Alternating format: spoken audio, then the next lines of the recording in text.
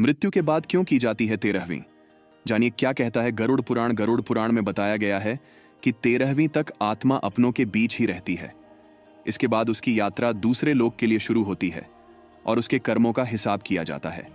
जानिए 13वीं को लेकर गरुड़ पुराण में क्या कहा गया है। हिंदू धर्म में मृत्यु के बाद अंतिम संस्कार किया जाता है। इसके बाद 13 दिनों तक मृतक के निमित्त पिंडदान किए जाते हैं और आखिरी में 13वें दिन उसकी 13वीं होती है। गरुड़ पुराण में बताया गया है कि 13वीं तक आत्मा अपनों के बीच ही रहती है।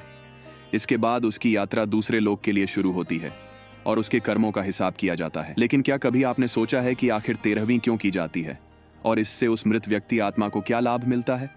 अगर आपको इसकी जानकारी नहीं है तो यहाँ जानिए इस बारे में गरुड़ पुराण में क्या बताया गया है। गरुड़ पुराण के मुताबिक जब किसी व्यक्ति के प्राण निकलते हैं तो यमदूत उसकी आत्मा को यमलोक ले जाते हैं और वहां उसे वो सब दिखाया जाता है जो उसने अपने जीवन में किया है। इस दौरान करीब 24 घंटे तक आत्मा यमलोक में ही रहती है। इसके बाद यमदूत उसे उसके परिजनों के बीच छोड़ जाते हैं। इसके बाद मृतक व्यक्ति की आत्मा अपने परिवार वालों के आसपास ही भटकती रहती है, क्योंकि उसमें इतना बल नहीं होता कि मृत्यु लोक से यमलोक की यात्रा तय कर सकें। इस बीच परिजन मृतक की आत्मा के लिए नियमित रूप से पिंडदान करते हैं। गरुड़ पुराण के अनुसार मृत्यु के बाद 10 दिनों तक जो पिंडदान किए जाते हैं उससे मृत आत्मा के विभिन्न अंगों का निर्माण होता है।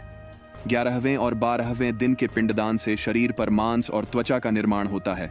फिर 13वें दिन जब 13वीं की जाती है तब मृतक के नाम से जो पिंडदान किया जाता है उससे ही वो यमलोक तक की यात्रा तय करती है। पिंडदान से आत्मा को बल मिलता है और वो अपने पैरों पर चलकर मृत्युलोक से यमलोक तक की यात्रा संपन्न करती है। आत्मा को मृत्युलोक से यमलोक पहुंचने में 1 साल का समय लगता है।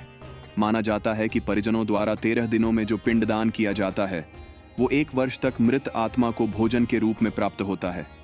13वीं के दिन कम से कम 13 ब्राह्मणों को भोजन कराने से आत्मा को प्रेत योनि से मुक्ति मिलती है।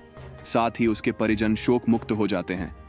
जबकि जिस मृतक आत्मा के नाम से पिंडदान नहीं किया जाता उसे 13वीं के दिन यमदूत जबरन घसीटते हुए यमलोक लेकर जाते हैं।